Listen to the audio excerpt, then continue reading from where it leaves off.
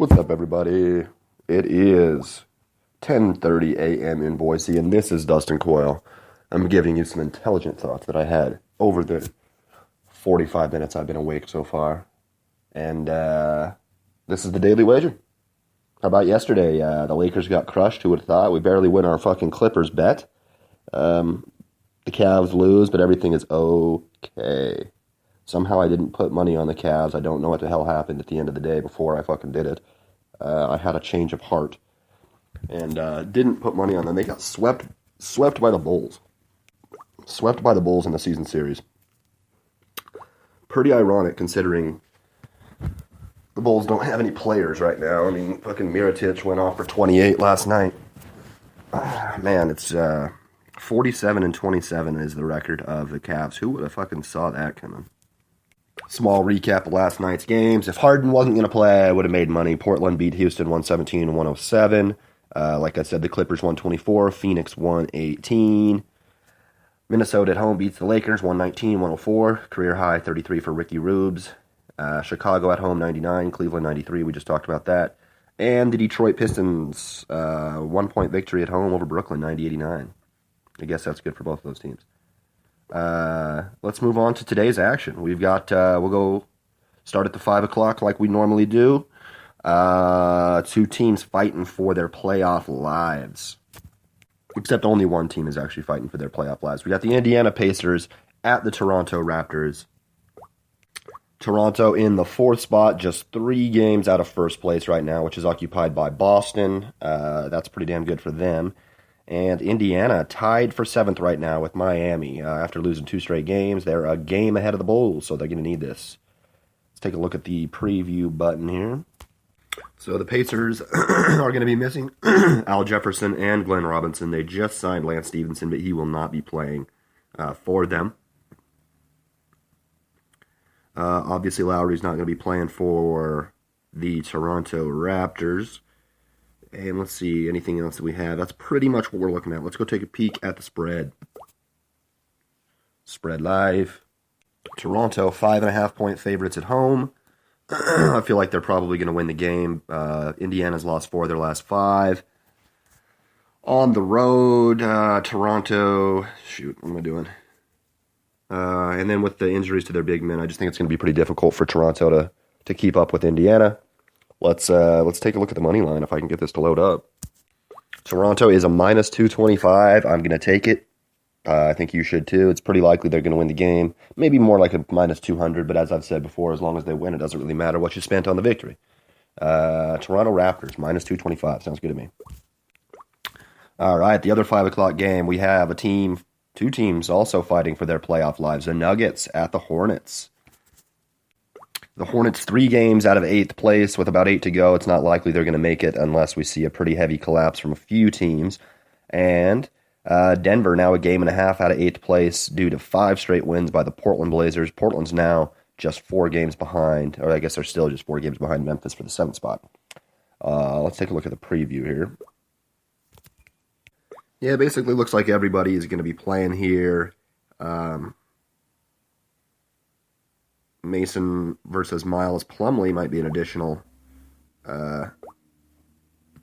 something interesting. Let's just go ahead and take a look at the spread here. I think that it's probably going to be slightly favorite for Charlotte, but I don't like, either. Yeah, 1.5-point favorites. Charlotte is. My thoughts: Charlotte's the hotter team. Denver's the better team. But Denver has to travel 2,000 miles or whatever to get the game, play the game. Charlotte a -125, Denver a +105. I'm going to stay away from this game 100%. I say don't take it. I don't know who's going to show up. If I had to pick, I'd say probably Charlotte at home. And so the 1.5 points makes a little bit of sense to me regarding that. Otherwise, just stay the fuck away from it. All right, moving on to the 5:30 games. 2 of them. One team back-to-back should still get the win. We got the 76ers going to Cleveland to take on the Cleveland Cavaliers. Cleveland's lost 3 straight games, including 99-93 loss last night. And actually, they've lost 5 of 7, so they're just 2-5 in their last 7 games. LeBron says this is probably the lowest point he's had since he came back to Cleveland, as far as the team being concerned. It looks like Kyle Korver is not going to play due to some left foot soreness, and Richard Jefferson left knee tendonitis is questionable. It's not really clear whether he's going to be in the game. Robert Covington, though, not going to play for Philadelphia, so that's actually going to be pretty damn good news for the Cavs. He's a pretty good up-and-comer there. And Okafor as well is going to be missing the game. And Sergio Rodriguez, so they basically don't have anybody playing for them right now. Rashawn Holmes scored 25 points on Wednesday. He's somebody that's pretty popular. Going to be a pretty popular player in the near future here.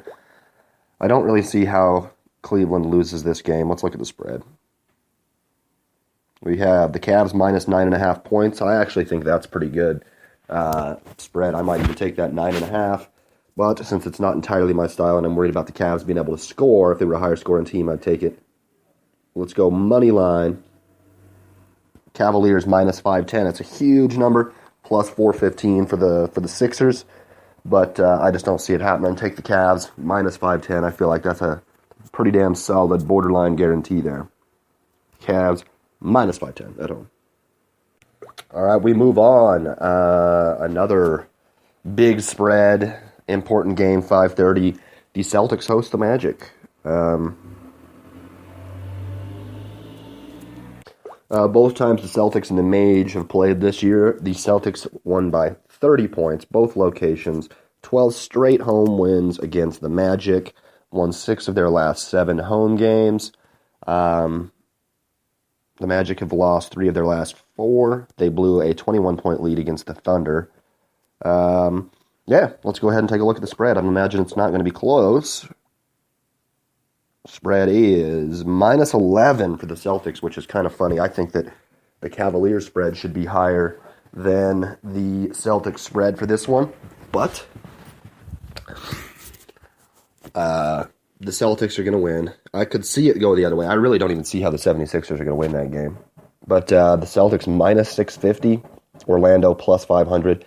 Give me the Celtics minus 650. And let's parlay that with the Cavs minus 510. If we can get both of them to win, we'll get a little bit of even money here, which will be awesome. All right, moving on. Let's check out some more spread. Looked like we got big-ass spreads all night, man. This is kind of shitty, actually. Or good. I mean, it depends on who you are or whatever. 6 o'clock game. Detroit at Milwaukee.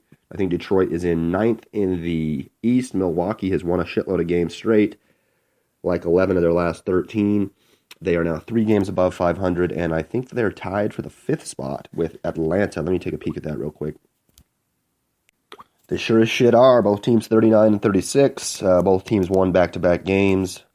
All right, let's take a look at the preview here, see what's going to be happening. First of all, the Pistons are in a back-to-back. They barely won in a pretty emotional fashion last night. They're going to Milwaukee to take on the Bucks. Detroit's won 2 of its last 10 games, playing really, really shitty. A game and a half. Oh, so they're a game and a half out of 9th. They're actually in 10th spot. So they are 2.5 out of 8th. All right, I can't find anything too majorly significant as far as injury news. We pretty much get what you see. Let's go ahead and take a look at the spread. Spread is the Bucks at home by 9. I think that's a little bit heavy. People are hot on the Bucks. Minus 415 for the Bucks. Plus 345 for Detroit. That's one of those that's right in the middle of whether or not I like it or not. I probably going to take it. I just don't see that the Pistons are going to have the energy to win a back-to-back, especially in Milwaukee, Milwaukee's so hot right now. I say go ahead and take the minus 415, but that one is definitely not a massive guarantee. I think that should be a little bit closer than it is. All right, another 6 o'clock game. We have Dallas at Memphis. Let's take a look at the preview here. Memphis has kind of been on a losing streak lately. Dallas been up and down. Mike Conley played great the other day. 36 points against, who was it? Doesn't really matter. Let's act like it didn't happen. But 36 points on 13 of 21 shooting. I think he made 7 threes. He's averaging 23 points a game this month. That's the best month of his 10 years in the NBA. I think that's actually who he's going to need to be for them to get better. as a team. 2.5 games behind OKC for the 6th spot, 4 games up on the 8th place Blazers. Dallas is pretty much out. They're 5.5 games out with 8 games remaining, so it's pretty much the end of it. Oh, they have lost 3 straight. Yogi Ferrell still playing okay. Let's go ahead and take the spread. Take a look at the spread. What in the fuck just happened? The Grizzlies, -4. I like it. What's the money line looking like there? The Grizzlies, -170. I'll take that. I think that should be like a 250, 265. Both teams have been cold over the past, 2 weeks or whatever, but the Grizzlies are still the better team, I think. And they are at home and slightly hotter right now. Go ahead and take the Grizz, -170. That's a good pick. Sacramento at New Orleans. They were actually, Sacramento just like 2 weeks ago was better than New Orleans. Now New Orleans has won a few games straight. Now 3 games better than Sacramento. Of course, DeMarcus's old team is the Kings. Let's see here. It pretty much is what it is. Anthony Davis became the first player since Shaquille in 2017 years to score over 30 and 13 rebounds in 4 straight games. He's a beast. He's slightly better than Bugs. The Pelicans are probably going to be a massive favorite in this game. Why do you do this to me, you son of a bitch?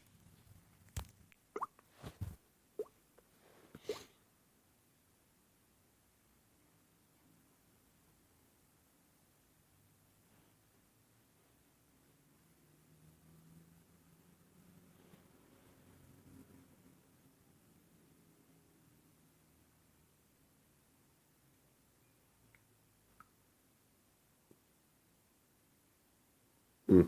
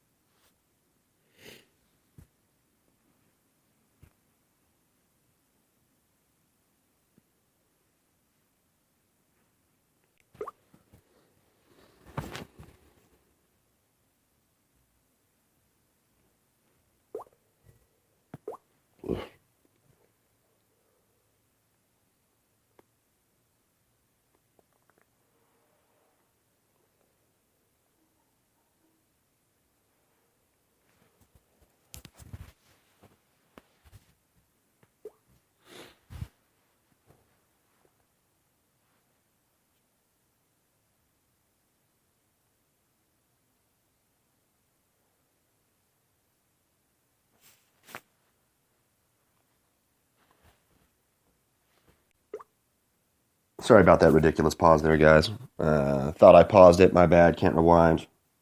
Fucked up my part. But we move on. We have Oklahoma City at home hosting the San Antonio Spurs. Westbrook just coming off that 57, 13, and 11 game.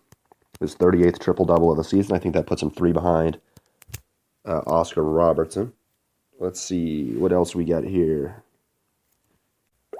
Basically, the team or the game looks like it's as promised. Everybody's going to be playing. Let's go ahead and take a look at the spread. Spread says -2.5 for the Spurs. I think that's probably just about right on the road. I think I like the Spurs to win the game, so I actually think I might take their money line. It looks like the Spurs are going to be a -140. I like that. I think they're probably going to win the game. I just think that they're probably going to do the whole let Westbrook score and make everybody else really, really earn their shit. I like that. I don't know that I'm going to parlay it with anything. We'll see. I normally like to do the big money line parlays, but we'll go ahead and check that out, -140. Alrighty, 2 games left in the association.